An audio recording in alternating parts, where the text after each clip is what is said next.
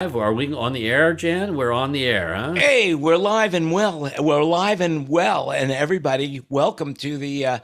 I used to call this the SoundBroker Mastermind RoundTable, but now I think it's more of the SoundBroker Mastermind session. You know, where we say that it's more rewarding than therapy. And, it's half the price. So there you go. The show is full of opinions. We're basically here to talk about what's going on in the world, how it affects our industry, which is concerts, installs, anything that has to do with sound, light, staging, or visual, and saving it for posterity's sake. So we have people from all over the country, all over the world pop in, and we'll get their opinions. And just remember this, everybody, it is an opinion. So whatever you hear, if you believe it, that's good. If you don't, get your Snopes out. Get an ability to check out, Google it and make sure that what we're saying is accurate. Other than that, just have a good time, sit around, let's have some fun. And oh, by the way, if you like the show, remember just to give it a thumbs up. And if you don't like the show, remember to give it a thumbs up. Either way, it's thumbs up. And what more can I say? But welcome everybody. Welcome to the broadcast here. And what should we start with? Let's just say hello to everybody in the room. And we've got a pretty interesting show. We've got a lot of news going on. But before we get any further, I just want to give you a heads up that if you like free beer, Budweiser is, if you get vaccinated, Budweiser will give you a free beer. So you go to abeeronbud.com. You will be asked to upload your proof of vaccination, which is taking a selfie. And then they'll give you a $5 virtual card that can be used to purchase Budweiser at your pleasure. And so how many people in the room drink beer? Let's see that, Hey, so there you go. You just got $5. You just got $5, for the fun of it. That's it. So the vaccine is, basically I'm hearing now that 50% of all Americans have been at least vaccinated with one vaccine, possibly one shot. Some people have had more. I know that I had the Moderna, I had two. How many people in the room, I'd like to know how many people in the room have been vaccinated? Anybody? Just talk up now. Let's just talk about it. Did anybody have any reaction to the vaccine? Just a sore arm. I was fine the next day, though. Sore arm. My nurse wanted to argue and hit me because I kept telling her I didn't get it. I didn't even feel the needle go in. I had to have witnesses prove that she actually gave it to me. Yeah, I was fine. My wife was fine, but my son just got his second shot 3 days ago, and he's been feeling like he's got the flu. So, who's to say what's going to happen to you? There's no way to know. Yeah, everybody's different. Everybody has a different reaction. Some people have no reaction. I had no reaction whatsoever. The only reaction I had is I felt completely liberated. I felt so free that I just felt like I could lick a bus pole. I mean, really, absolutely. That's how I felt. It made you feel like, okay, let's go back to work now, Yeah. Absolutely.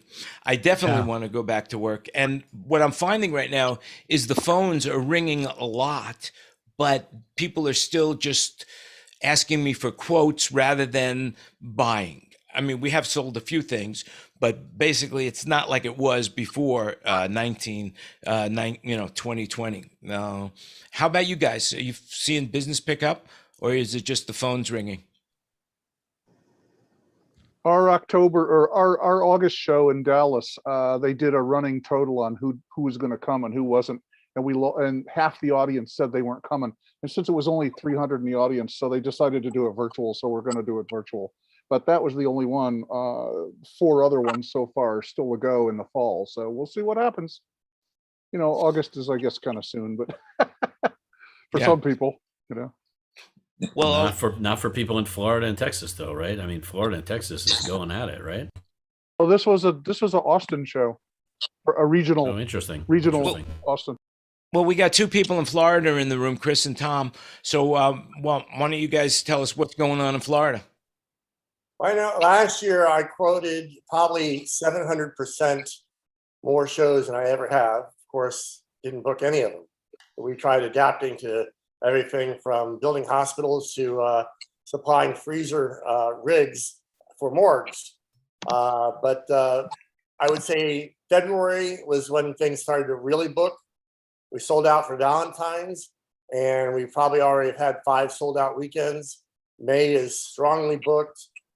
June, July, I'm now starting to see end of July bookings happen.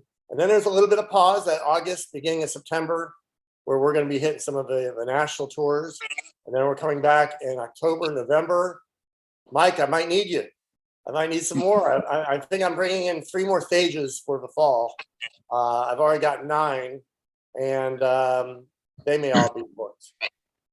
Well, that's really good. Chris, what about you down there? Excellent, Thomas. I'm glad to hear that's happening up there. Things down here in South Florida are a little bit more seasonal than they are. And we're looking at, doing stuff outside the country, but a lot of our international touring is just not happening yet because so many countries have been shut off to we're not supposed to go there right now just yet.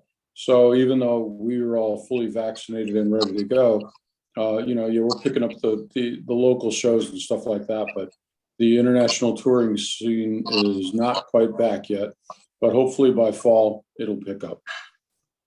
Well, that's good, because I'm seeing right now a lot of upcoming shows, not just like, for example, Thomas Rhett is hitting the road in August, doing a full amphitheater tour from August, September, and into October.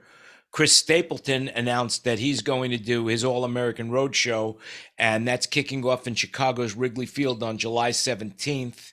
Then you've got like a no distancing, no mask, Blossoms to Head festival plot in the UK, a 5,000 seat capacity. And they're doing that as a one-day event. So that's scheduled for May 2nd in Liverpool. You got the Jazz Festival down in Panama City getting ready to kick off. You've got that Loud Miami Festival set for July 23rd to July 25th at the Hard Rock Stadium in Miami. Do you guys in Florida know anything about that particular show? It's headlining Post Malone. Yeah, Loud has been bounced around by quite a few vendors, but yeah, we haven't been involved with it. Yeah. So there are some shows, things are starting to come back. Even you go into overseas, the Dutch are holding a festival for 10,000 people after encouraging initial test results. So that's going on as well. I mean, so these are all outdoor shows, right? Yeah, it seems like it's outdoor show. No, actually, the Dutch. I think the Dutch is doing it inside. I think that they're working on doing inside shows, but I'm not 100% sure. I think we have a link that Tina will throw up in the chat room. So, but I'm seeing some things come back right now. I personally went to an indoor play thanks to David Dansky, who came out to Las Vegas. And his granddaughter headlined Beauty and the Beast. David, you want to talk a little bit about that? Yeah, it's a high school for the arts. So the technical level and the artistic level of their productions is really way up there. They got a CL5 console. They got a Rankins-Heinz line array. They got video projection. They got everything that you'd want to see in a play. Great costumes and sets. And they had spacing, they only allowed probably 50%, it looked like, were allowed in. But it was nice to be inside and watch a show. It was the first time in a long time. And I heard this, my son-in-law's into sports, and I don't know if you guys know this or not, but he said that what they're doing with sports now is that they're having sections of the ballpark for vaccinated and tested people, which is allowed to have 60% of the seats filled. And then there's another section for only 30% of the seats filled for people who have not been vaccinated. So didn't they try that in Florida with the heat, Chris? Yeah, and then the governor said, no way, Jose. Yeah, they tried it in Miami, and it worked for a very short period of time, but it was just a logistical nightmare to book the tickets ahead of time, check the people at the door. So the Miami Heat got away from it. That was a basketball team that tried to do it in the arena, and it didn't work out. Yeah. Well, right now, as far as COVID goes, basically the way I see it is that there are now new guidelines.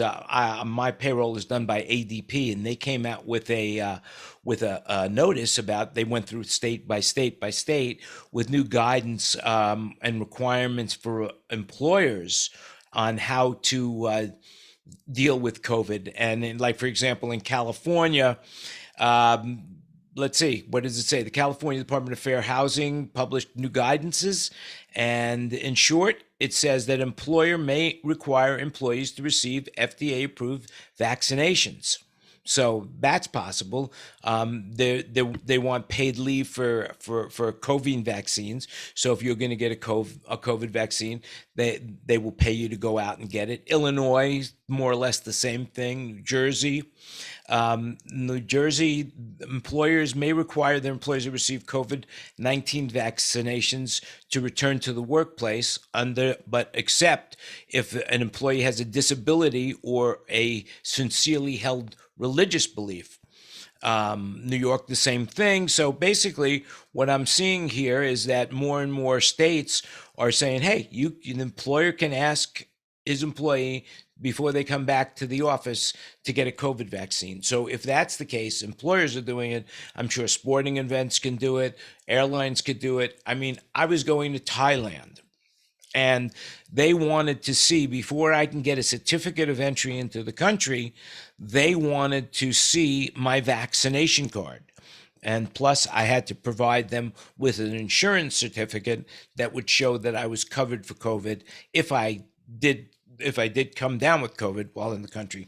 So there is movement right now from organizations to make sure that people are getting vaccinated with COVID. And I think that the more people that get vaccinated, the more things are going to come back to normal. Because I could tell you personally, firsthand, it's a liberating experience to know that I am not going to get COVID, or if I do get it, it's going to be mild and I'm not going to die.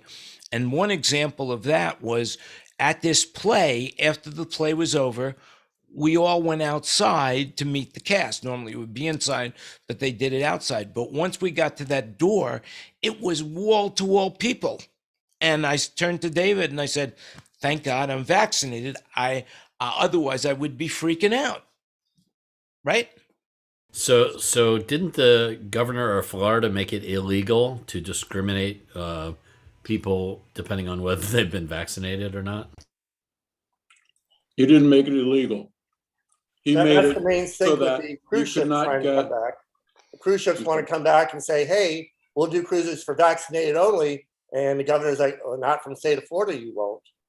And he's the one who wants the cruise ships back, but there's already that rift between them and him. Now, Tom, were you telling me earlier about the cruise ship, the Virgin cruise ship? Was that you? Yeah, I had booked the initial cruise a year ago, and then it was in spring, and then it was in June, and then they just pulled my end of July, and they moved over to the Mediterranean. I'm like, fine, I got free miles, I'll go there. But in the Mediterranean, you have to live in the Mediterranean to get on a ship. But that cruise line's that ship premiered almost a year and a half ago, and has not sailed any paid cruises yet. And its sister ship is ready to come off the docks.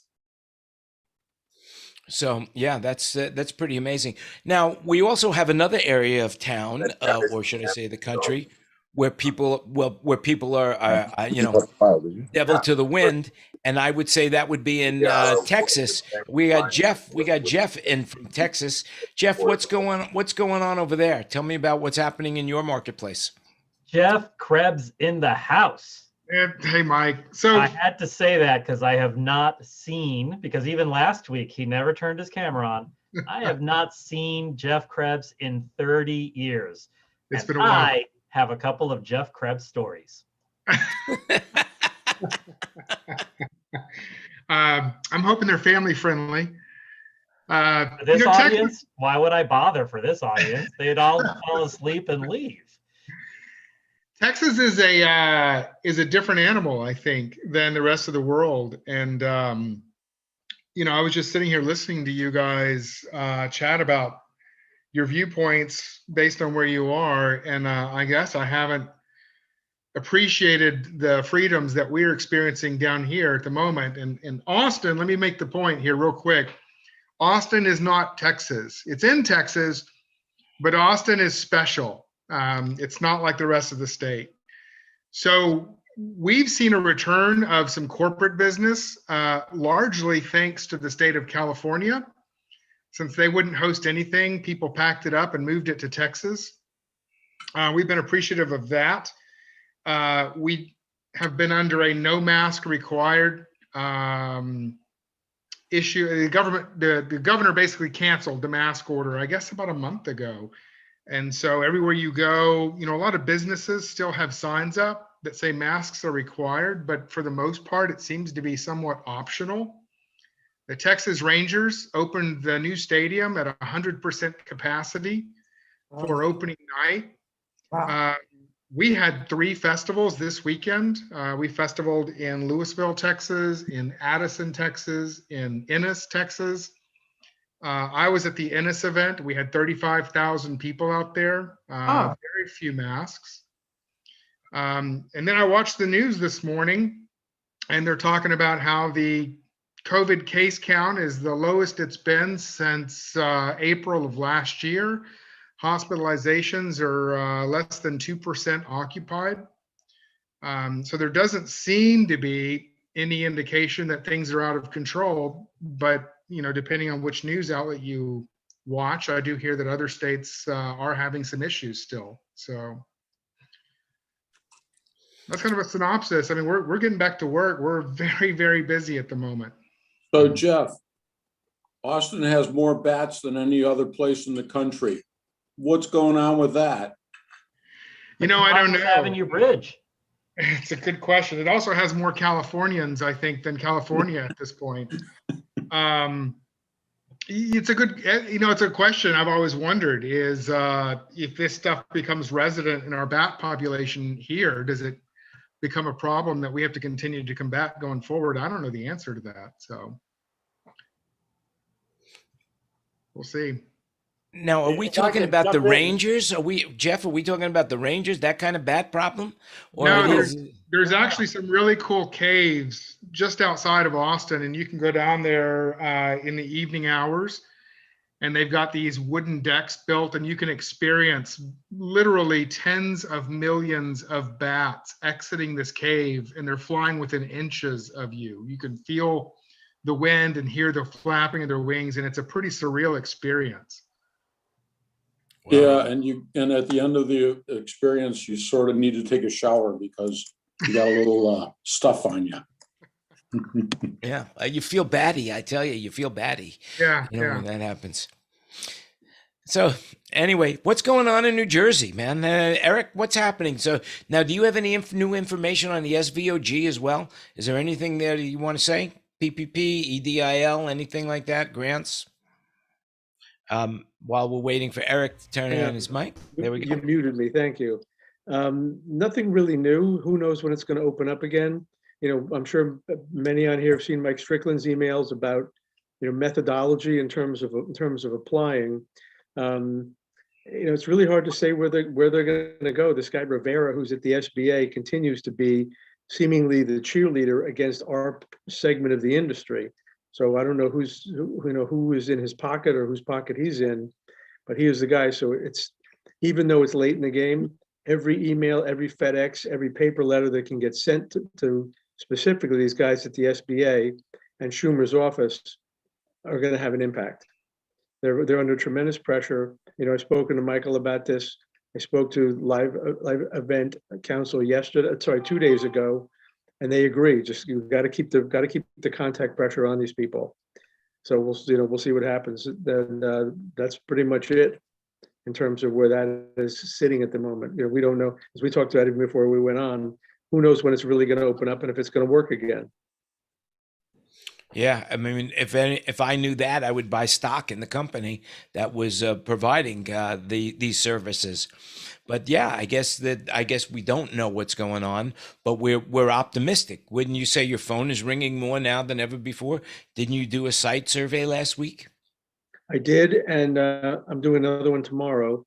So, I mean, there's certainly some stuff that's, there's a sniff of, nothing anybody's really committing to. There's a couple of very substantial projects, but, one of them, the email came in, they said, we're only talking to 2 or 3 companies yesterday. And then this afternoon, a friend of mine in the lighting business in California called me and said, hey, I got this bid for this crazy wedding in New York later in the summer. Do you want to look at this? And I just laughed and said, yeah, this is probably the one. I gave him the details. This is probably the one that says only taking 2 or 3 quotes. And we're in New Jersey. He's in California. How many people they reach in between? So there's a lot of just price shopping going on. Yeah, that's what I'm seeing too. I'm getting a lot of opportunity to quote. Mike Brown's in the room, and he might want to say something about what's going on because he's doing a trade show, Cavlo, if I'm pronouncing it correctly. So, Mike, what do you want to say about how's your show coming along, and what's the date on this, and what do you want to report back to us? The show's coming along nicely. I always, typical sales guy. I always want more exhibitors and more attendees. Our smallest category at the moment is the production / rental staging kind of people. So I'd love to see more I have of those. to interrupt you a little bit. I got to tell. I hope you don't mind, but things must be going so well for Michael that we went out to lunch and he was picking up the check and he ordered dessert. I'm telling you. So now, talk more. But I made Jan share his with the other person we were having lunch with, who oddly enough works for Meyer Sound. So if you're wondering why there's a Meyer Sound banner behind me, is because we can finally announce as of last night, Meyer Sound is our platinum sponsor for the trade show. They'll be coming out in full force. They've got the big booth. They've got the demo room. They're bringing out Space Map Go. They're bringing out some PA to demo. So it should be a good time. So yeah, the show is May 13th, all day long at the Orleans. There's a special hotel rate if you go to the website, if you want to come in on the 12th and spend the night. I think it's $60 all in, including resort fee, everything all in. But yeah, cavlo.tech, CAVLO.TECH. The following's been a paid political announcement, and if you order right now, we'll send in a set of Ginsu knives. Right now, Ginsu knives. But seriously, talk about the participation. What you're getting. It's well, let's see. We've got Meyer, Digico, Avalites, Harman, LG, Nanolumens. The video wall people kind of came out, which was cool. Projection Design, Shure, QSC, Allen and Heath, a few other installation kind of focused companies. But we're really happy. We're really for the first time, we're going to be the first AV trade show coming out of the pandemic. We'll be the only pro AV trade show on the West Coast this year in 2021. There is no other. At this point, who knows if somebody else puts one together, but there's none at this point. And we've got exhibit booths, we've got seminars, we've got demo rooms, we've got some classes that haven't been announced yet. They'll be announced tomorrow. So yeah, we're super excited. It's building really, really, really well.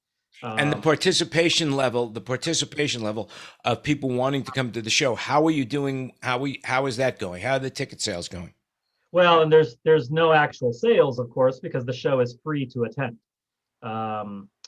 Yes, crazy. Yes, crazy thought. My thought in that was, because I saw Ken's reaction, and people are a little surprised that it's free. And I said, well, listen, most pro AV people don't have a lot of cash to spare right now, and especially if I'm asking them to travel up from Phoenix or San Diego or LA or whatever, or come down from Salt Lake City, because that's really our focus. It's a regional show, right? If I'm asking them to do that, even the $60 for the night and a tank of gas and a couple of meals, that's a little bit of cash that maybe they've got to figure out where it's coming from. So I'm sensitive to that. And frankly, the manufacturers, all I used to work as a rep. I've seen behind the curtain. They got money. They can cover the show. So basically, manufacturers pay. Everybody else is free. The classes that we're going to announce tomorrow, those are for pay because they're actually AVIXA certified RU classes towards your CTSD or I or whatever you have. So those will be pay because I have to pay the instructor, quite frankly. But otherwise, yeah, we're in I haven't checked since Monday morning, to be honest with you. We were at 160 something registered attendees. Wow. I'd like to see more. So up until you started talking about the money, I was thinking you were like Crazy Eddie of New York. It's free, free, free, you know. Oh, Crazy Eddie and the Panama Pump. That is a great story. If any of you haven't read it, go to Wikipedia and read about Crazy Eddie and the Panama Pump. That is an interesting story about creative bookkeeping. Now, Mike, let's talk a little bit more about Las Vegas, because Las Vegas could be the entertainment capital of the world. And I am hearing that, and I'm seeing with my own two eyes now, that things are really starting to pick up in Las Vegas ever since the gaming board told people that you got to get a shot if you want to open up. Yep. So as of May 1st, when the authority having jurisdiction, the AHJ, shifts from the state to the local level for everything except masks. As of May 1st, Clark County is proposing that we go to 80%. And that's everywhere except casinos, because casinos are covered by the Nevada Gaming Commission. And they've done a much simpler thing. Your occupancy is tied to your percentage of employees who are vaccinated. Okay, just for those people who don't know what Clark County is, Clark County, when you think of Las Vegas, Clark County is everything. There's 8 counties in Nevada, and Clark County is about the 3/4 of all of Nevada. Yeah, in terms of population. By the way, when you're on the Strip in Las Vegas, you're not actually in Las Vegas. You're in Clark County. The city of Las Vegas starts at Sahara Avenue and goes north. So most people don't know that. You're in Paradise, Nevada, when you're on the Strip. Even if you thought you were in Las Vegas, you're still in paradise. Yes, Just another day in paradise. Yep. Those early settlers, they were no fools. If you call a chunk of desert paradise, people will come.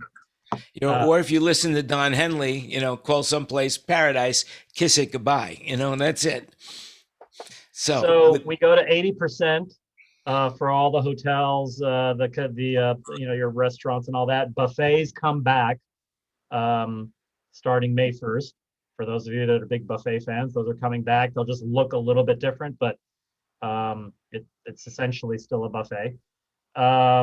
That's a good thing, because I just bought some shares in Stretch Pants, Las Vegas Stretch Pants Incorporated, by the way. So the state is eliminating the social distancing mandate on May 1st, but Clark County has said they're going to keep it. They're just going to lower it to 3 feet instead of 6 feet.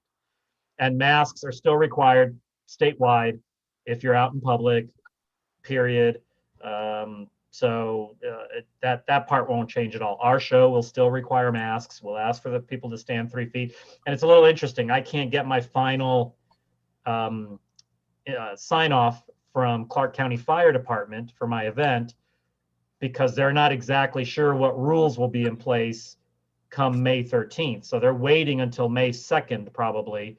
May 3rd, because the 1st is a Saturday. So they'll wait till Monday, May 3rd, and then they'll call me and tell me what I have to do or not do, which is a little interesting, because if they tell me, oh, by the way, instead of 8-foot aisles, we want 12-foot aisles, then all of a sudden I got to redo my whole show floor with a week to go. That'll be fun. So do you have to check the guests in or anything like that? Like take temperatures at least or something? Well, no, I am not required to do that. We do have a partner, Aurora Multimedia, which is primarily known as an AV company, but throughout the pandemic, they're now on their 2nd generation of touchless tablets that can be used for, we're going to use them for registration. They're our registration sponsor, and the whole process is completely touchless, and it will take people's temperature as soon as they step up to the tablet. So it's a 21-inch tablet, pretty large, on a stand. You walk up to it. You scan the QR code that you got emailed to you when you registered, and then and while you're doing that, it already checked your temperature. If you pop hot, it turns red, and the whole process stops. Assuming that doesn't happen, there's 3 questions. All 3 of them have to be yeses, and you simply answer by nodding your head yes. It sees that motion, interprets it as yes, and it prints your badge, and then you yourself will tear your badge off the printer and put it on. So it's a completely, other than you touching your badge, you don't touch anything. It's a completely touchless process. We're the first trade show ever to use it. And what's really cool about it is that it could be used for anything. It could be used for concerts. It could be used for checking employees into a factory, or anywhere where there's a lot of employees, a government building, anything like that. And temperature checking is just one of the things. That's just one parameter that can be used. It could do facial recognition, so employees don't even have to pull their badge out of their wallet, and scan a badge to get in. They can literally just walk up, the camera will see them and either let them in or not let them in. So it's pretty cool. We're excited about that. That's going to be very cool. And actually, the funny thing is, in doing the testing, people go, "Oh, that's going to take forever." People, they don't know what they're doing. And so far with the testing we've done, the thing that takes the longest is the printing of the label. It takes about 7 seconds for the label, the badge to print, because it's an adhesive one. You peel it off and stick it on. That takes about the longest. Once someone is standing in front of the tablet, the process takes about 5 seconds if they're paying attention. And it's seamless and touchless. It's pretty amazing. Well, all I can say is if Mike Brown made it sound glamorous and exciting to move to Las Vegas, LinkedIn just announced ESPN is looking for a remote operations producer. American Bank Center is looking for a director of facility operations. ASM Global is looking for a director of facility operations. And the United Way is looking for a president CEO. So there you go. Come on down to Las Vegas. And if you feel like that, but there are people that want to live in New York, and Mike Lano's in the room, and I want to know what is going on in the Big Apple. Is it still called the Big Apple, or is it now called the Apple Core? Well, Midtown Manhattan's kind of like, it's always been known for the office type, setting and the hustle and bustle of everybody going to the office, and people are just not around, man. The businesses there are kind of hurting, and but it's promising to see that they announced the first Today show on Rockefeller Plaza that we provide the mobile stage for is going to be on May 6th. So I don't know who's performing, but we're happy that that's happening. It's a really good sign. We've been doing a lot of outdoor dance recitals, because dance recitals are not allowed in regular auditoriums like high schools and different schools that they normally participate in. So that's been something that's kind of been driving. Also, the planning of graduations, and now people are just now starting to. Everything's outside. I mean, everything that I'm seeing is outside. That's really where I see the future. I mean, it's good to see, hearing the gentleman from Texas that it's 35,000 people in the crowd. That's really promising. So anybody hear about that Mark Anthony concert that was broadcast worldwide, and millions of people paid like $40 and the broadcast never even went off? You guys hear about that? I heard about that. And, I guess they didn't stream it, so he made everybody get a refund. And then he offered the show for free for 24 hours. He showed it for free for like 24 hours. Right. So, I mean, are there the whole live thing? I think that in the future, there's probably going to be a mix of that type of an event where it's an exclusive event and maybe 1,000 people in the room, but it's like a pay-per-view broadcast to, as many people that want to pay. Mm-hmm. But be nice to win something out of it, like one of the rappers gets up there and you got a ticket and he gives away like a brand new Bentley or a Rolls Royce or $100,000 vacation or something. Yeah, I think what DMC has plenty to offer right now. Oh, too soon? Wait a second, too soon? Oh, sorry. Yeah, but New York, they just opened the up until midnight. Restaurants are allowed until midnight. And they changed that out. They're not allowed on Sunday. They're not allowed to open till like 10 a.m. or 10 a.m. is it? Yeah, it's like 8 a.m. during the week and 10 a.m. on a Sunday.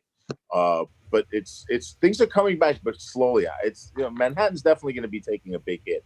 And what's the theater latest on district. Broadway? Yeah, what about Broadway? Yeah, I mean, there are target dates for sometime in June to open, but everybody knows that they can't make money until they're at least 70% capacity. And these theaters were built like so long that everybody's just on top of each other.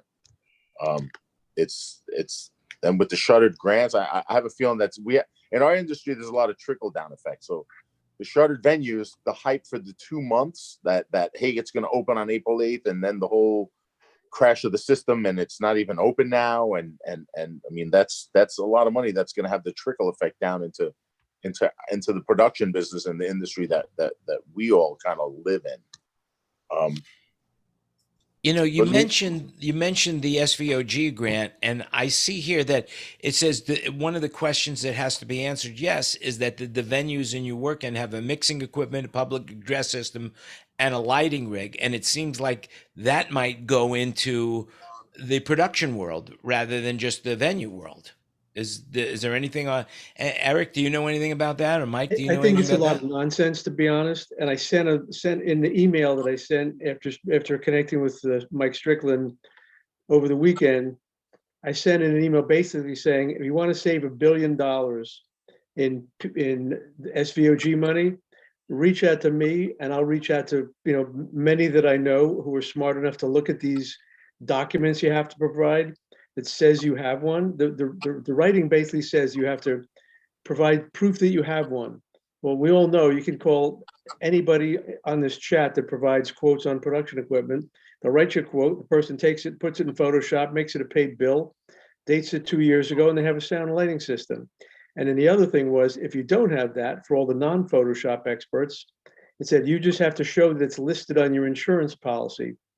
And I'm sure there's anybody out there like me has gotten plenty of insurance certificates that they've requested to cover property of others. And getting insurance to add a sound and lighting system is a 2-second exercise with your insurance provider. So the amount of fraud that could be out there is just unbelievable. Anybody with a big restaurant that had any kind of capacity, just in case somebody did a lot of deep diving, could fake every document that they need in an hour. Make up stuff, get it on the internet. Nobody would know. So the focus of what I said is hire us, let us do the examination of these venues, let us do the examination of the documents. And look, there's many legitimate ones out there. Most, if not, high 90% are. But there's the scamsters out there who are going to just try and pull a fast one, and that's where we all lose, because that's money that just goes away where it shouldn't go. And the second part of the problem is for the legitimate venues, and there's, as I said, in the high 90%, this gives them money that they're going out and buy sound, lighting, video, extra staging, and that hurts everybody who's in the rental business. Yeah, it definitely Big does. problem. I spoke with a friend of mine in Ohio, who's a big staging company out there. He said he's done 15 quotes in the last couple of weeks, all venues looking to buy product. Now, what about the Excelsior Pass? How is that affecting things, Mike? Are you getting any information on that? Are you seeing? Do you have an Excelsior Pass? No, I don't. But that's still so new. It's still so new. I mean, people that we still have to get everybody more the vaccinations. Now they lowered the age, so that's great. So more people are getting vaccinated. But the Excelsior Pass is something that it's just too new. I mean, everybody's pretty much showing their vaccination card as something like that. But I can tell you, I'm a season ticket holder for the New York Mets, and I was like, you know what, I'm not even going. I'll roll it over to the next year, and it's not even worth going to the games. A buddy of mine had kept his tickets, and he's like, sorry, he even did it. But it's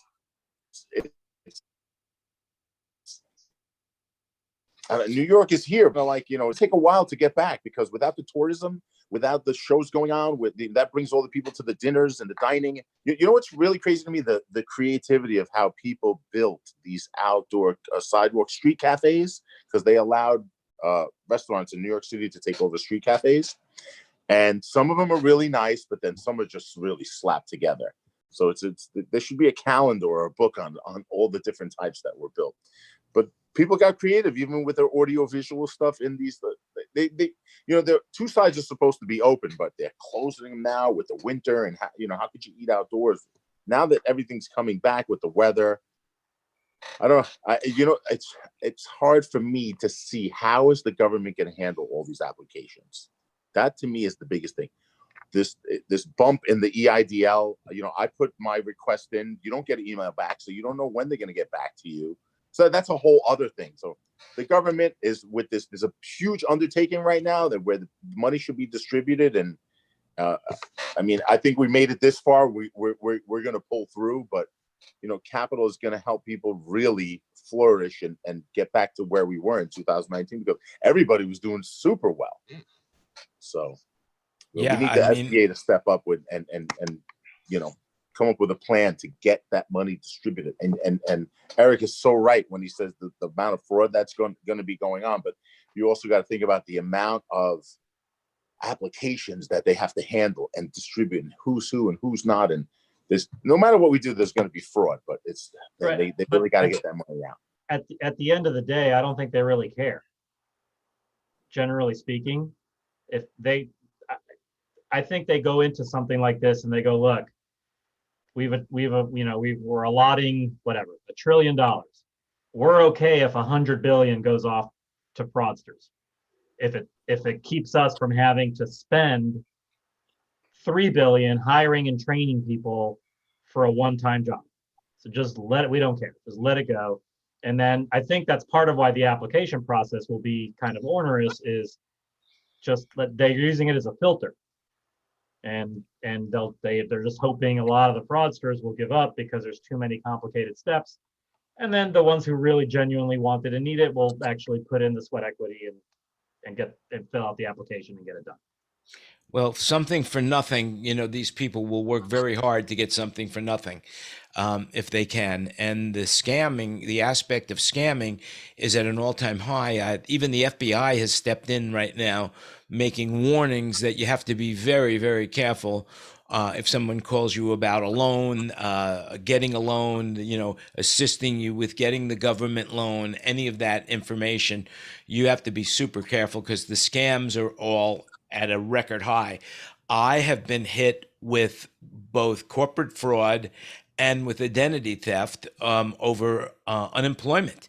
Somebody somehow got my identity, applied for unemployment as me against my company.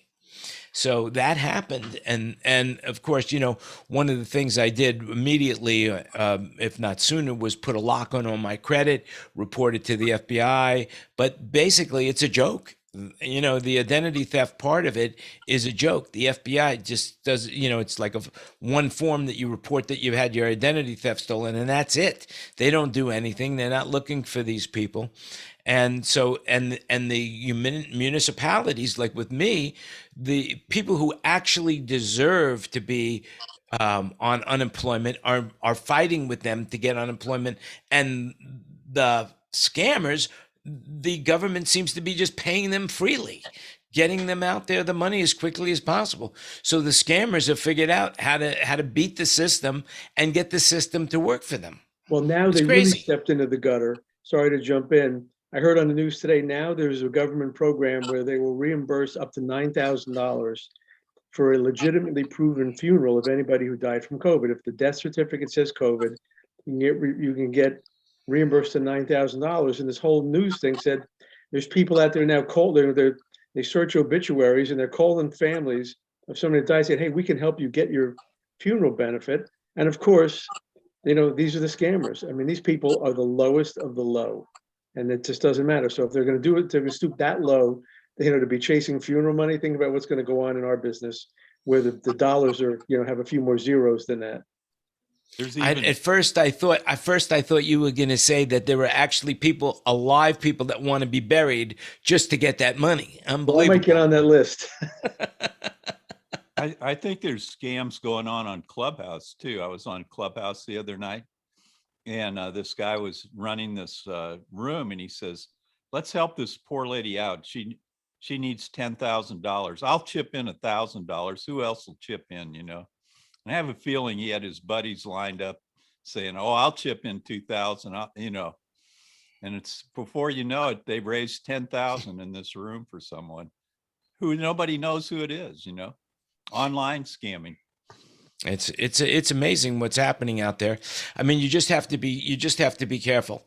That's all I could say. And for those people who are watching and are not careful, well, just remember, a fool and their money will soon be parted.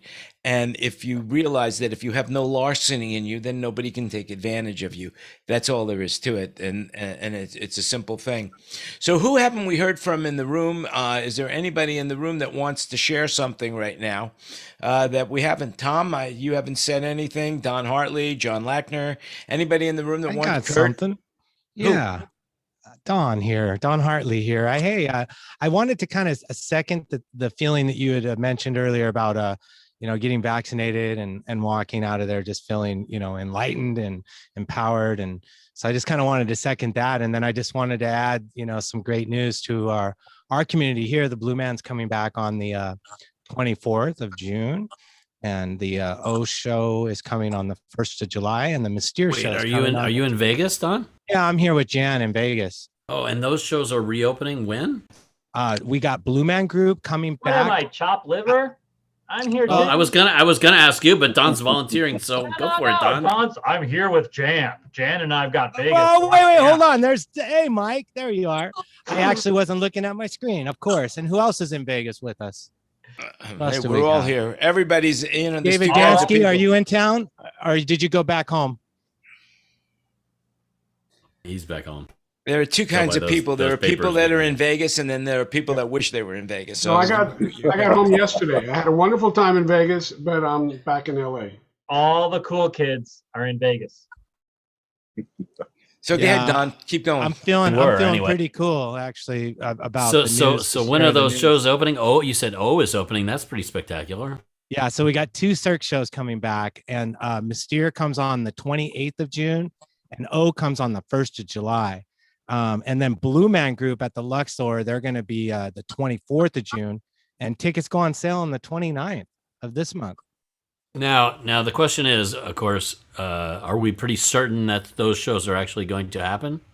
That seems like a definite feeling. Yeah, they call it The Sun Rises. So they put out a nice publicity camp. I started sharing it on social media today. Intermission is over. Yeah, they're because not I work for Barry Manilow's show, and he's like on our schedule. It says June 10th, but at the Westgate. But we all don't think that's happening. What do you think? June 10th at the Westgate? Yeah, that's pretty good, actually. I mean, does he require a full house, or will he go in at? I'd be willing to bet it happens, and I'd be willing to bet you're sold out full capacity. I'm going to second what Mike says. I've been saying since this thing started that it would probably be June before anybody really got back to work. And if he's okay with not filling every seat, then it'll probably happen. If he has certain, requirements where he has to, have a certain amount of capacity for it to be worth his while, then it might get pushed back a little. But I feel good about these dates I'm sharing. That's why I was so excited to share them. It's the first time I felt good about some dates, especially with the Cirque's publicity and how I've been hearing about it for a couple of months, how they were going to roll it out. And it's fallen in line with what I've been hearing. Now it's public as of this morning at like 7.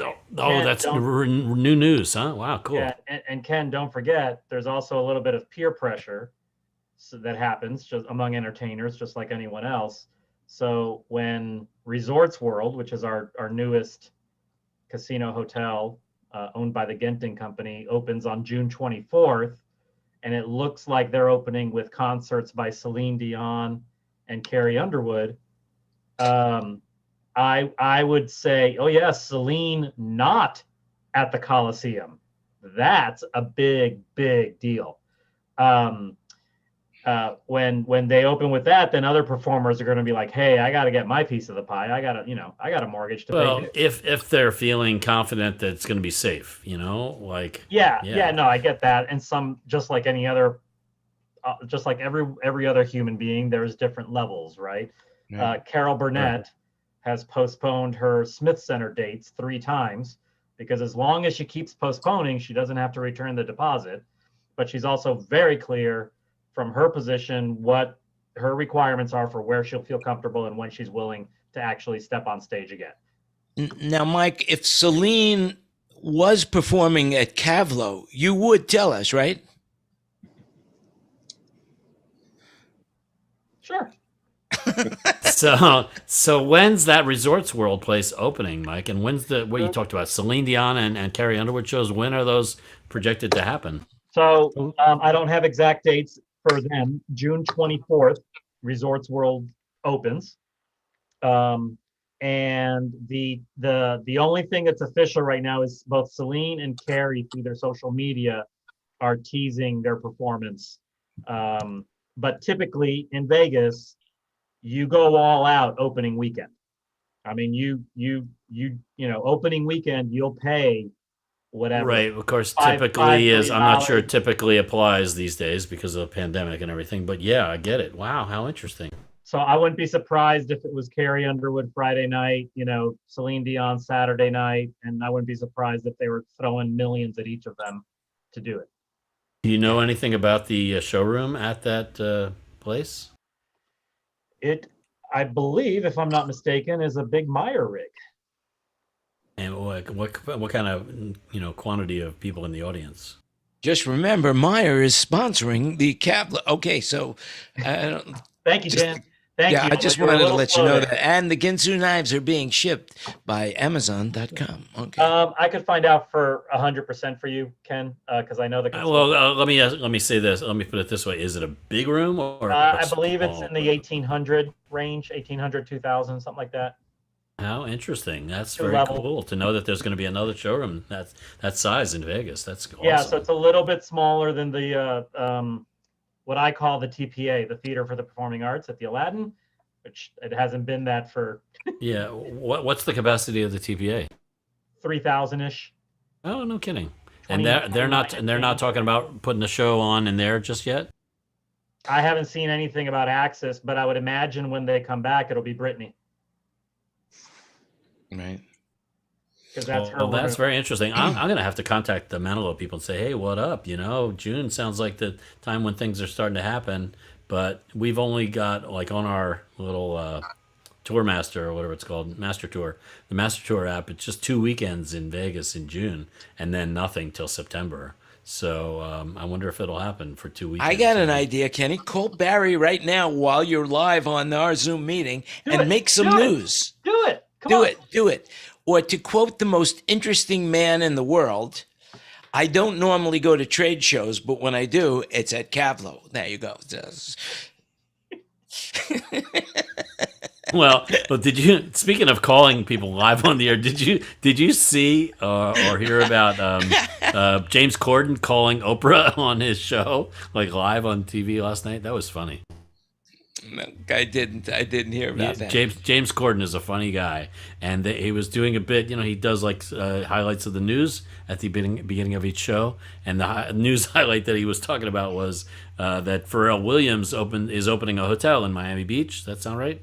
And Pharrell Williams has this such and such hotel, and it's going to be great, and celebrity hotels, and he starts asking around the band and the crew and people that are at the show. What celebrity do you know that should open a hotel? You know, and then they started talking about it. They went, oh, this one. They mentioned a couple celebrities. Then somebody said, oh, Oprah Winfrey should open a hotel. She could call it a hotel. Hotel, eh? And anyway, so it could be the hotel. And he goes, oh my God, I got to call her right now and tell her I have her number. I think I have her number from the last time we did something together. And so he gets on his phone and he dials the number and he gets the voicemail and you hear it. And then he didn't leave a message, but then like a minute later he goes, oh, look, it's ringing. It's a no caller ID. And so he tries to answer it. It doesn't happen. He doesn't answer it quickly enough or something. And then he goes, oh, shoot, I bet it was her. Let me try calling her back. He calls her back again, and it's friggin' Oprah right on the James Corden show. It was very funny. He's like the Ted Lasso of late night talk shows. That's it, I don't know Ted Lasso, but if Ted Lasso is funny, yeah, James Corden is funny.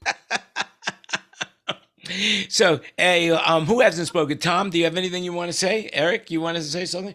Tom, you got anything on your mind that's pressing? Nothing, nothing. Anybody? Bruce, you've been quiet all day. What do you got to Just say? listening. I'm all into it. It's good. It's a good thing. I'm liking what I'm hearing. Yep. Oh, I stand corrected. Thank you, Tina. She sent the link. She put it in the chat for the venue at Resorts World. It's 5,000 seats. Perfect. So it's Can I even say even a something, bigger. Jan? Wow, that's That is huge. a room worthy of Ken Newman. Jan, Yeah. can I say something? Sure, Paul. Say something. Okay. Thank you. That's it. You said something. Thank you, Paul. Wait a minute. All right. Who wait a else wants to minute. I start? have more. There's Paul, what is it? more. Austin has a lot of outdoor venues that are opening up. You know, they've got this big lawn down on the town lake, and they've got Stubbs Barbecue is having full-on concerts. They're having Guero's, the place on South Congress has got an outdoor area. Do you have the exact address, Paul? So we could. ABGB Right. is opening. You know what ABGB is? Austin Beer Garden Brewing. Right. And Is then I Jeff could Kripp go still in on the and room on. to There's- validate this, or do we need to have Google it? We have a plethora of outdoor music venues in Austin that are really good size. And they're all Plethora. really Is that bigger or smaller than a cornucopia? bigger, way bigger. Oh wow, wow. And the what's that group that won the Grammys from Austin? What do they call? What's the name of them? The Harlem Globetrotters. Stevie Ray Vaughan, Alison Krauss. No, not Allison. Asleep at Krauss. the I Wheel. can't think of their name. The Sort of an R&B thing. but they're playing some sold out shows next month too. DMC maybe? Did he win No, anything not this year? DMC, no, Not this year. Willie Nelson either. I'll think of it when I think of it. I'll cut in. Okay, I'll cut in. I- I'll cut back in when I think of the name. I must say, for if you guys have never been to Austin, and I haven't now in quite a few years, it is a phenomenal city to spend a weekend in. There is always something happening, you know, artistically, great concerts, several good museums, tons of good food. Cheap city to spend a weekend in, by the way. Especially if you know Paul Wallace, because he picks up the check when you go visit. That's it. Just remember, Paul, give everybody your I phone number pick so up we the can call check and you look at to it. make reservations. I look at the check. He picks it up and hands it over the table to you. I have to agree. Austin has it going on. That's for sure. I should sell some audio gear in this town because I've got all these connections now. I could just call any one of you guys and say I need this or need that, and I could go to town selling stuff because these music venues are opening up now. Well, you know what? I was thinking about changing my career where I could estimate the crowd sizes at different outdoor events. Because I was just wondering how many people are in that field, you know, but I don't know. What can I say? It's a weak It's joke probably of the the Black week. Pumas that Paul was mentioning. Say it again, Tom. Black Pumas? Is that who it was, the Paul? Black Pumas. Yeah, they're going to be playing at Stubbs on May 26th through 30th, and it's already sold out. It's the first major run of shows without capacity limits in Austin since the pandemic began. You know, Stubbs who's- Club? You know who likes to hang out there is Elon Musk and Joe Rogan. They're buddies, and when they go there, if you pay $300, you can get a table at Stubbs. They kind of change their policy when those guys show up. You got to pay big time just to be there when they're there. You know. Hey, Ken, Stubbs is like just awesome. It's a killer barbecue restaurant, but they have live music in Austin. I got to play there in like 2000 for South by Southwest. They have a huge, courtyard in the back. Reverend Horton Heat was there. It's just an amazing energy, great music, and incredible food too. Yeah. So it's just all the way around awesome. I think It's my Who'd favorite you play part. with, Don? Who'd you play with? I was with King band? Cartel. I was the drummer in King Cartel back then. All right, Cartel. He's in the. We played at Cartel. Lucy's Retired Surfer Bar on the Second Street back in 2000 for South by Southwest. I think it's great that Paul thinks $300 for a table is big money. That's big money, man. That's like one bottle of vodka. Yeah, here. don't come to Not Vegas. even a bottle of Austin, vodka you here. know. Are you kidding? Not even. It's $1,000. It's $10,000 to get a table in one of those. I mean, the only way you could sit down in a Las Vegas club is $10,000 for table service.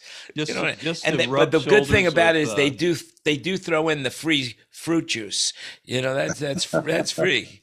it's just you to know? rub shoulders with Joe Rogan and Elon Musk because they go there for these comedy shows with Dave Chappelle, and it's $300 a person, not a table. $300 a person. You get 4 people at a table. That's $1,200. 2 drink Well, minimum. that's nothing to sneeze at. Hey, Paul, I heard that there was a big fire there at a shoe factory. That 10,000 souls were lost, and it was started by a heel. Some heel started that. I don't know. Is there any truth to that? Yeah, you have nothing but accurate information, Jan. That's good. All your That's what I like information about is that. totally accurate. That's what police said a heel started it. I can't No believe fake it. news That's from it. you. That's right. That's right. Anybody here from Missouri? Anyone in the room from Missouri? Because I heard that the person who invented the knock knock joke, he won the Nobel Prize. But I'm from Missouri. You just cracked yourself up, huh, Jan? Oh I my God. resemble that, Jan. I the resemble knock that. knock joke won the Nobel Prize. I like that. Nobel. And I wrote this down. I can't believe it. Unbelievable. All right, so we're winding down. Anybody at all want to share anything? Oh, one thing I just heard, and of course it's not positive, but it's not negative either. It's just a no issue thing. The EDC just postponed their dates, and now instead of being May 21st to 23rd, it's now been postponed till October 22nd to 20. You know, so basically, Is it sold out yet? I believe, well, it's big. I don't know if they sell out, but I believe that it would be sold out because it's, you know, it's just one of those things that sells out every year. It's pretty impressive if you've never been to it. I recommend looking at the pictures, watching the movie. It's Woodstock with DJs and really nice people that love you. But it's not free. Yeah, No, I mean, have it you is heard not about free? No, not free at all. No, it's Very expensive. expensive. Very expensive. Yeah. I had met the promoter of EDC a few years back on a plane ride. We both flying first class into Las Vegas, and he said, "Are you going?" And he worked for Live Nation. He says, "You come into the show?" And I said, "No." And he said, "Oh, please, I want to show it to you." You know, and he got me VIP parking right in the front, and then he got me a pass, and they had a golf cart pick me up, and I was in the VIP section.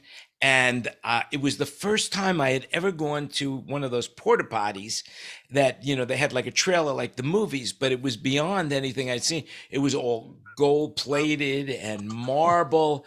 And the stall next to me, I'm peeing, and I said, I can't believe how beautiful this urinal is. And the guy says, "What do you expect for $10,000 a ticket?" You know, so I said, "Well, I don't know. You know, urinal's a urinal," but that's the story on it. It was.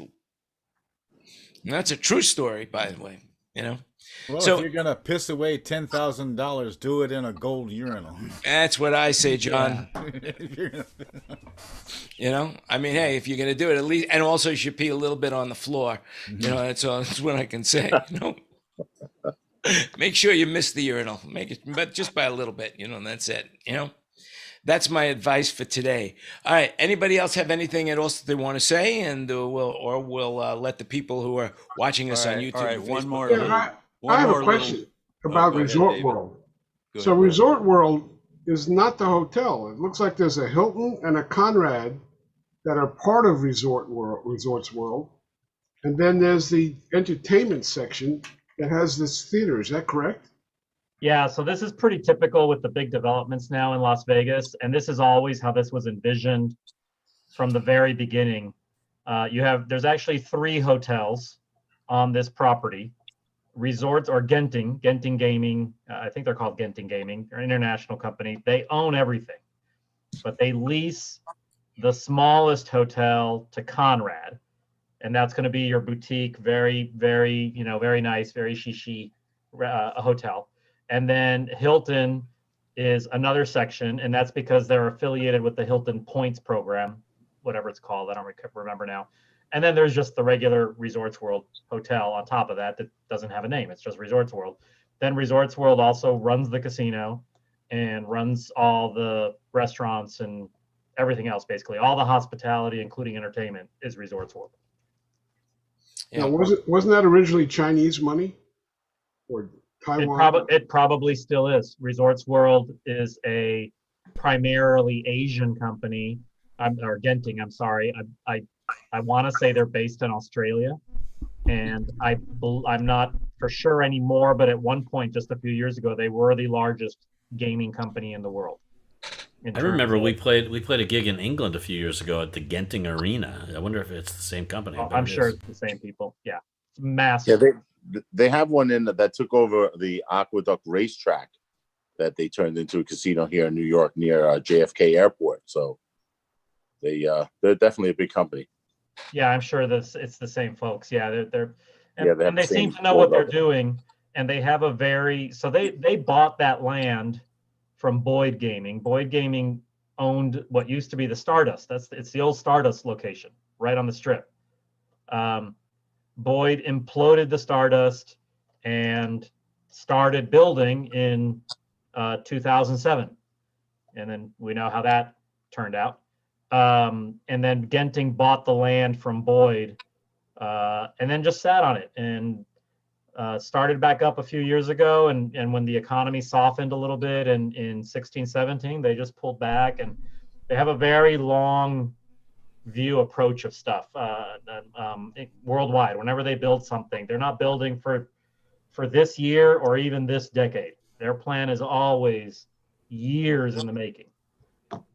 It's an interesting That's funny thing. you mentioned that years in the making thing because I saw an interview on I think it was the national news about the Las Vegas Convention Center, and it was an interview with, one of the main people at the convention center, and that's exactly what they said. They said, we're looking at the 40-year plan for this place. So, of course, we continued building, and we continued everything we could to get this place ready with this expansion and so forth, because we're looking at a very long-term plan.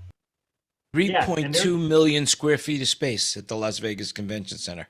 It's huge now. There's no way that you'll be able to walk that. Any show that books the whole convention center, there will be no way to walk the whole show. No way.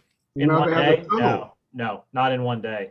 You'd have to do like what I do when I go to Infocom or NAB, which are the two biggest shows I go to that are here in Vegas. Is you pick a hall, right? So first day is, North Hall, and then the next day is Central Hall. And it doesn't matter who's where. You just stay in that hall because there's just no way. There's just no way to walk that. So Mike, speaking of the convention center, what's the first show that's coming back to the convention center? The Concrete people or something? Yep. World of Concrete in June. June what? Early June or late June? Oh, I want to say like 7th or 8th, something like that. I don't remember the exact date. 60,000. That's what they mentioned in that interview at the convention center on the national news, was they had something happening in June. So, and then they said after that, there's a lot happening for the rest of the year. It's Katie bar the door after that. Forget about it, because they're not saying no to anyone. And obviously it kind of tips their hand. Obviously, Clark County is going to lift restrictions come June 1st. It's the only way World of Concrete can proceed. Now they'll probably still have masks, because that's state mandated, but that's fine. But so obvious, that's the plan. There's no, because World of Concrete or Clark County already said, we see no problem with World of Concrete happening in June. So they've tipped their hand. So come June, I expect everything to go back to 100%, no restrictions, maybe masks. That's it. Speaking of World of Concrete and building things outdoors, we have our reporter from Nashville in the room, and I've been holding off all day waiting to bring this story up, and that would be that the Ryman Auditorium is building a permanent outdoor stage on the PNC Plaza. Ken Porter, do you know anything at all about this? Not about the outdoor amphitheater. No, they just opened the, what is it called? The Fifth and Broadway or something like that. Fifth and Broadway, yeah, which has a kind of a promenade, and I'm wondering if it's in that because it's right across the street from the Ryman. And what's going on with the shows over there? Are they doing shows at the Ryman now? Yep, there's stuff going on. There's clubs in town. Third and Lindsley's working. A lot of the other stuff's going on. Things are happening. They've opened up. Hockey has gone to 40 or 50% capacity now, so we're carrying on here. Hey, speaking of Nashville, has anyone here ever been to Summer NAMM? Because I'm thinking about going this year, but I've never been there before. What are you interested in? Just going to the convention and finding out a good place to stay and where to go and what to do, things like that. It has turned more of a, Summer NAMM's turned more of a guitar combo thing than anything else. Yeah, and some recording. Uh-huh. Now, didn't Summer NAMM used to be in Chicago? Yeah. Mm-hmm. Wake on the Lake at the end of it, I believe is what they called it. Yeah, it was in Austin for a while too. So I go to Winter NAMM every year, but I've never been to Summer NAMM, and I've never been to Nashville. So it's gonna be a first time. Well, Winter NAMM is something different because Winter NAMM in Anaheim is definitely an experience. And this year, of course, it was online, and the online experience didn't live up to the glitz and the glamour of a real live NAMM, which I can't wait to get back to. That's always a fun trip, right, David? Mm-hmm. Oh, there's rumors that they may not have NAMM next year. Every year we go and have a great time. Tell me more, Ken. What did you hear about it not happening?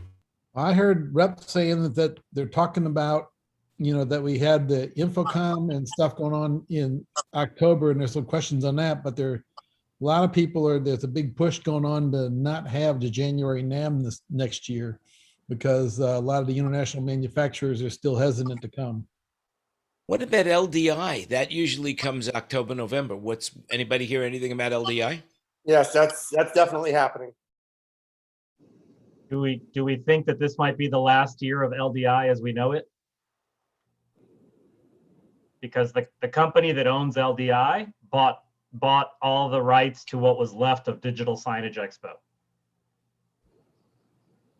So I'm kind of curious to see if they take those two shows and merge them into some sort of visual arts show and kind of,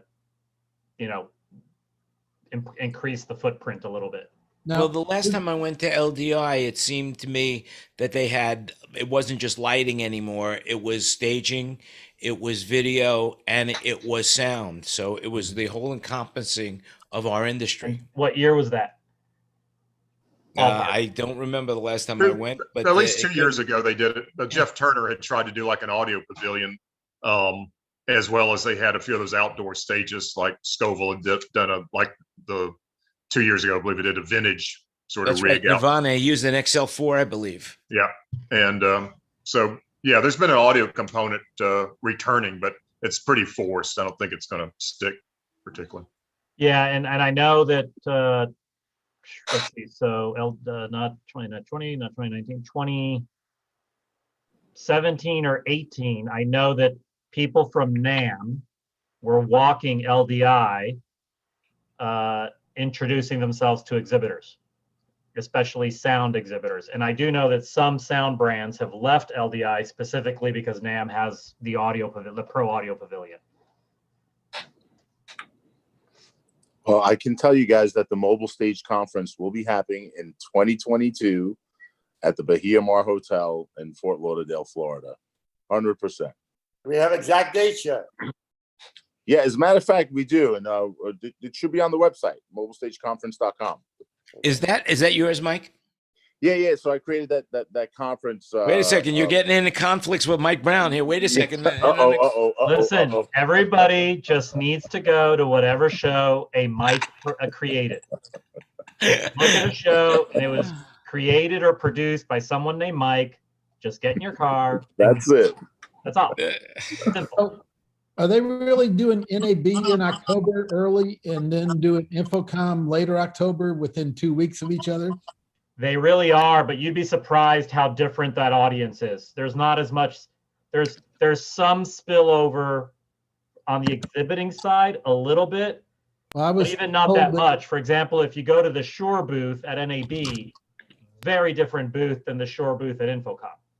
I was told that Freeman has made a deal, whatever, for a mass trucking deal to run straight from Vegas to Orlando. Yeah, no, there is, and that was part of the, from what I hear, Infocom strategically chose those dates so that that could happen. If it had been any more of a gap, then you get into all sorts of storage issues and where does this stuff live between the two shows. The idea was literally 2 or 3 days to tear down the big booths in Vegas, load them on a truck and head them east. And then they arrive with plenty of time to rebuild them in Orlando. I'm just wondering about a lot of church and church corporate people go to NAB and to Infocom. I wonder if they're going to pick just one this year. And we always see a huge turnout from large churches at NAB. I mean, Yeah, because it covers all the Panasonic distance. and Sony have already made their choice, and it's NAB.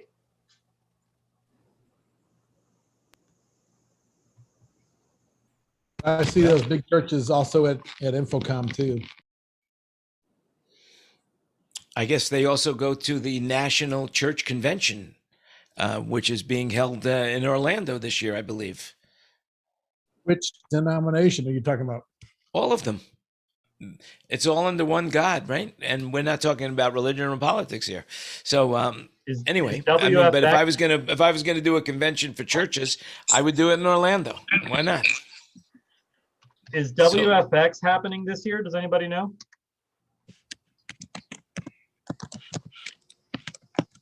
Well, crickets. That's all I could say. Crickets. So I the hear answer the is no. sound of somebody typing WFX into their browser. I'm looking now too, but WFX stands for a lot of things.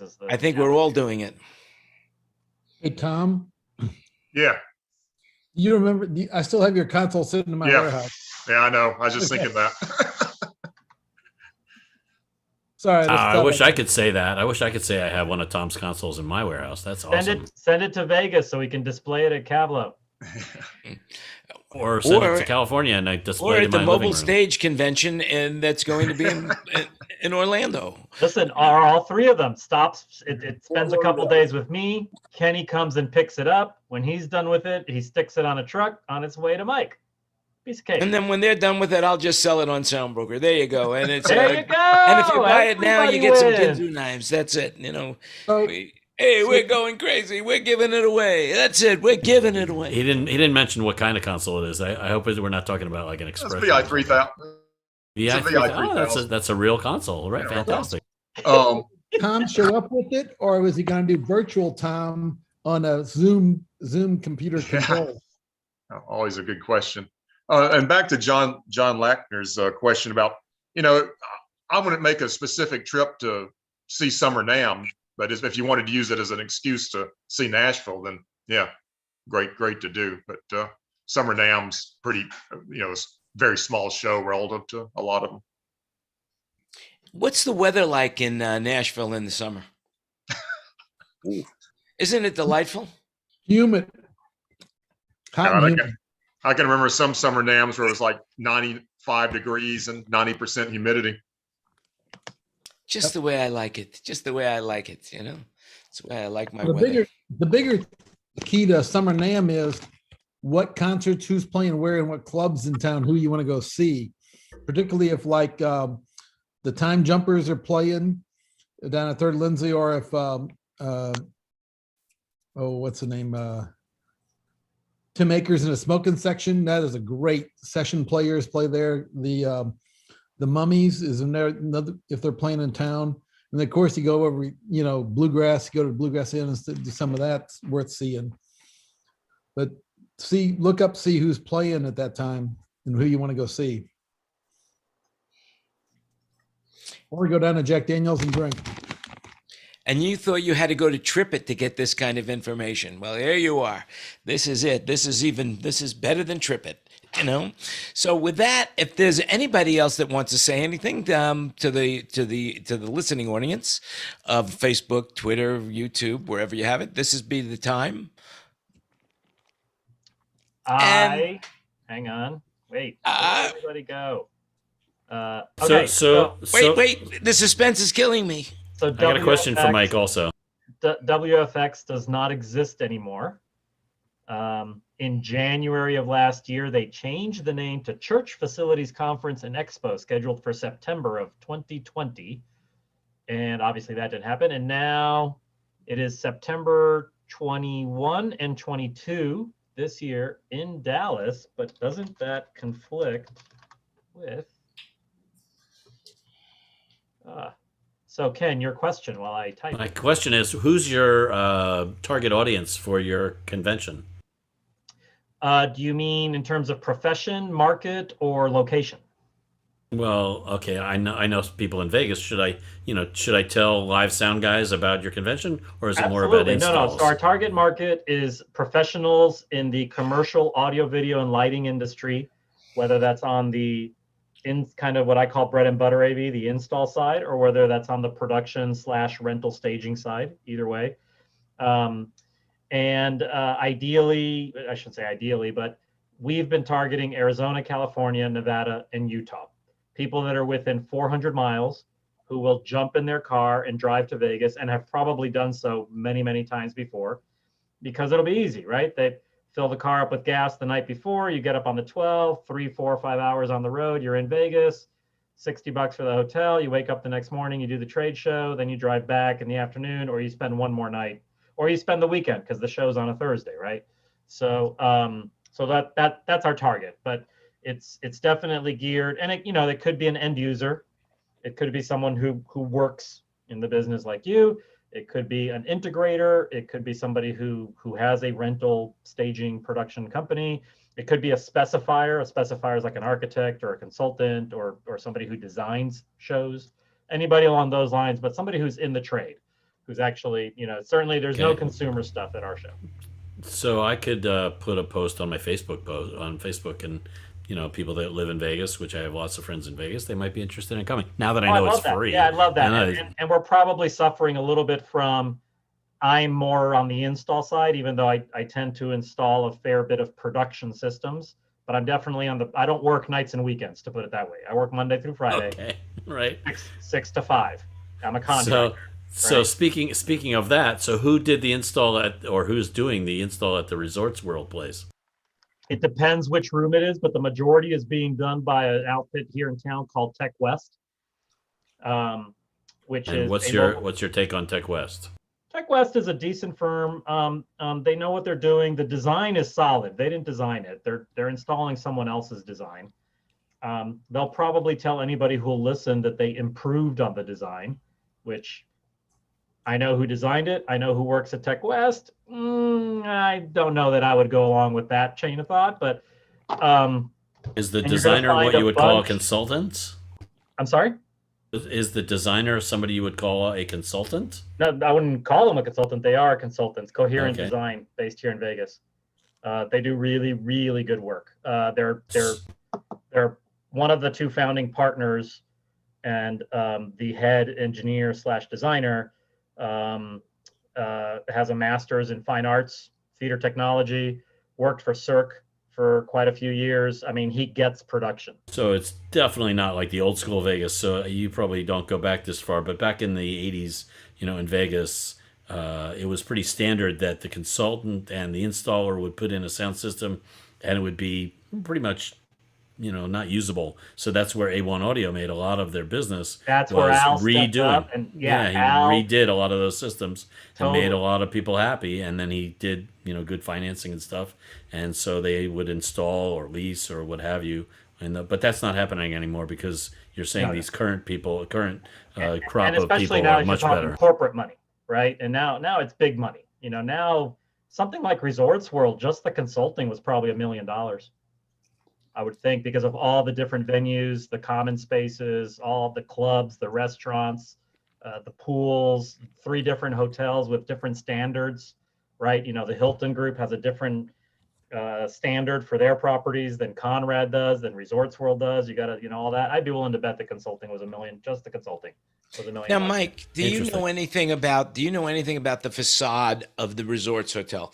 And I'll tell you if you guys haven't seen it, I drove by it the other day, and it's in the evening time, and the whole facade is now an LED wall. I believe it's an LED wall. It's all checkerboard LED. I know who it is, but I refuse to give them any marketing because they don't pay their bills. Because believe it or not, they don't throw in Ginzu knives. I understand that they're probably not buying a booth at Cavlo, but that's beside the point. This is my question. Maybe you know this. It's an LED wall. However, what it looks like now, remember, these are the rooms, and it's a facade, so you see it. And when the lights are on, you see little squares of where the windows are. But when they shut the lights off, you see that the windows appear twice as big. How did they do that? Well, because the product is a mesh product, not a solid backed product. It hangs kind of like a beaded curtain, you know. Do you remember the beaded curtains in the 60s, you know, when you were in your 30s? I still have them. So in my other room. It's kind of like that, except, you know, tied together. And so they not just hang, they're tied together. Kind of reminds me of an Asian massage parlor, but I haven't been to one of those in over a year. So when they're turned off, now you can see through the mesh and you can see that the window's bigger. Aha. Very, very interesting. So now the view from the people in the window, are they seeing a mesh curtain? You can, if you're in the room looking out of the window that has nothing in front of it, or the part of the window that has nothing in front of it, you can tell that there's a difference with the part that does, but you can still see out the whole window. It's just your view is slightly obstructed on the half that has the mesh in front of it. Very interesting. That's and I was wondering how they did that, because and at the end of the day, from a square footage standpoint, that installation will actually be one of the smaller ones on that property. They're wrapping every building in LED. So is the LED manufacturer that you have a beef with, or the supplier? The owner, the actual owner. He doesn't like paying his bills. Of the manufacturer or the? Yeah, so it's a Chinese product, and the U.S. Arm of it is owned by a gentleman here in town. I did some work for him, and he thought it was funny to not pay the bill. And he's not bitter. Just let's put it this way. He's not bitter. He's just reporting. That's the way we look at it. But just remember, it's an opinion. So remember to Google it or check Snopes for that. Well, with that in mind, I think that we will allow everybody who's on Facebook and YouTube who haven't already left yet, if we haven't bored them to tears, we remind you that, hey, you know, you gave me an idea, Kenny. If you're on the panel, maybe you can go up to the Facebook page or the YouTube page and put a link to your on your page because you appeared on it. That would be cool. And remember to give it the thumbs up if you liked it. And remember to give it the thumbs up if you didn't like it. And remember, we will be here next week on Wednesday at the same time in the same place. And I want to thank each and every one of you for coming and participating and being part of this, because without you, I would be here alone talking to myself. And don't forget to click on like and subscribe on YouTube, right? Like and subscribe. Yeah, because why not? Yeah, and why not? Hey, what does it cost? Nothing. Hey, and do us a favor here. But anyway, thanks again for coming. Remember, you make it happen. Be safe, stay healthy. And hey, I hope you got a lot out of this, because I know I learned a lot and I really enjoyed your company. So, hey, for those people, remember, we're going to stay a little later and we come a little earlier. So find the link and you could be part of the panel too. Even if you have nothing to say, we like it that way. So talk to you again really soon.